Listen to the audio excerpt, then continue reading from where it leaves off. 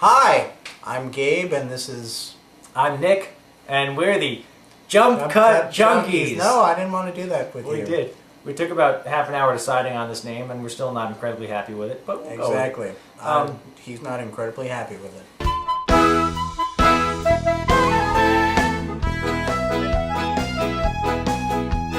The film we're discussing right now is A Serious Man. It's currently playing... We should do things in unison more often. Yes.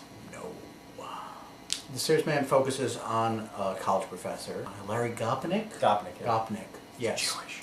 Who has to go through a series of tribulations, a series of struggles. His wife decides to leave him. He has to deal with the possibility of accepting tenure. His son is a lying, cheating thief and pothead. He struggles to figure out if this rush of bad luck he's receiving is part of a greater plan. It continues the Coen brothers' obsession with characters looking for systems and symbols. You can see it in Sheriff Ed Tom Bell and No Country for Old Men. Over the past 3 films, and I see this continuing in the foreseeable future, it kind of places an emphasis on fatalism. It seems like their films are driven more and more by fate or forces outside the hands of man. For instance, it really points to a serious lack of order in the universe. Like you were talking about No Country for Old Men with Tommy Lee Jones' character. Nothing is ever wrapped up in a package in that movie. There's a strong sense of conclusion,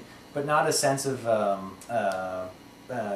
Closure. Closure. That's a good word for it. The interesting thing about No Country for Old Men, and why I think it was embraced on the level that it was, is because it does begin with a very traditional thriller setup. A Serious Man is actually very much the opposite of that, and as a result, it's probably the lowest grossing Coen brothers film, I would guess. Yeah, and A Serious Man, the system here seems to be very much religious and spiritual. The apocryphal story earlier on in the film, when he speaks to a rabbi and he tells him the story of the goy's teeth, he's talking about a dentist that he knows who, while examining the mouth of a non-Jewish person, he sees Hebrew characters on the inside of his teeth, and it translates to "help me."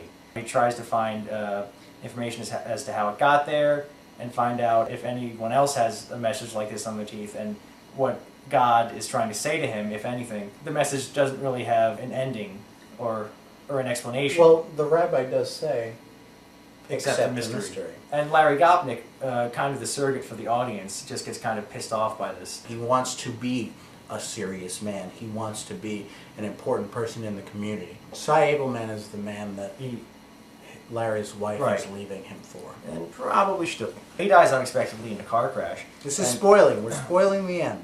It's not the end. He dies early. Yeah, it's not the I end. mean, he doesn't die early. Halfway through. They tout him as a serious man at his funeral. Was he truly a serious man? We don't know the character that well.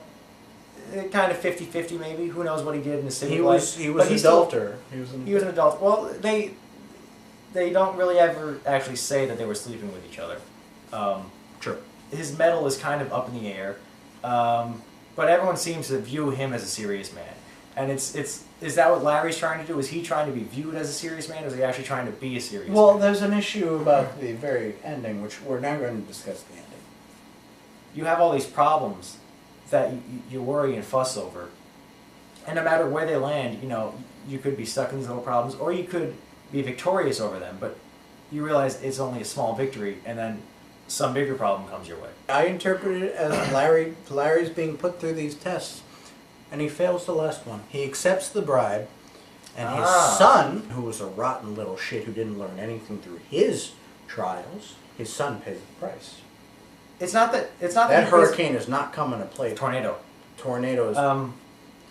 It's not just his son's lifestyle is vindicated, and it kind of makes you wonder about the whole structure, the whole hierarchy, because all through the movie, Rabbi Marshak is touted as being the oldest, wisest rabbi, and he can definitely help out Larry with his problem.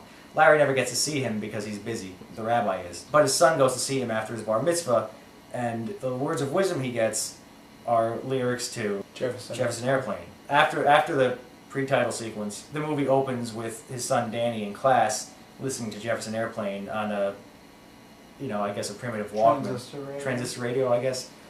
when he's in school and should be learning Hebrew. At the end, Marshak, the rabbi, he kind of vindicates Danny's point of view on life and okays all his behavior. What listening to Jefferson Airplane implies at the time. It kind of throws the whole religious institution that they hold dearly into question. Were they, as practicing Jews, looking at Judaism the right way? And that in turn throws the concept of the serious man or the good man into question, and whether or not, leading that life is going to get you anywhere. In other words, the movie thinks that he should have fucked his neighbor. You could say that. Does the son return the money? He was going to. Well, not to the father. Not to the father. Well, he stole it from the. He stole it from his sister. And he owes money to the bully as well. He was going to pay him back. He was paying. He was in the process. Was he? Yeah, he was in the process. And then you see the thing. That hurricane is not coming because he's giving the money back. It's up for debate. I saw it 2 months ago. But it's not a hurricane, it's a tornado. Sure. I don't think you're meant to take the tornado. I don't think you're meant to take the tornado as a sign that he's done something bad. In the Coens' eyes, it doesn't really matter if you've done something bad. Either way, shit's gonna happen to you. I don't think the Coens here, I don't think they're really trying to moralize. The idea of a morality tale implies that you're gonna walk away with a moral. I don't think they really give that to you. I don't think it's a morality play as much as a philosophy play. Philosophical Donnybrook. What? Who knows? Donnybrook. Like a scuffle. I don't know that word. Sounds like a nice name though. I'd like to be called Donnybrook. Makes me think of cascading water. A serious man becomes interested in very, very basic, very serious problems without obvious answers that we deal with throughout our lives. In conclusion, I think Nick agrees with me. A Serious Man is one of the Coen's stronger efforts. Yep. Serious Man, I loved it. One of my favorite movies of the year, probably. I haven't compiled my list, but it's definitely up there. Oh, there's a knock at the door, Gabe.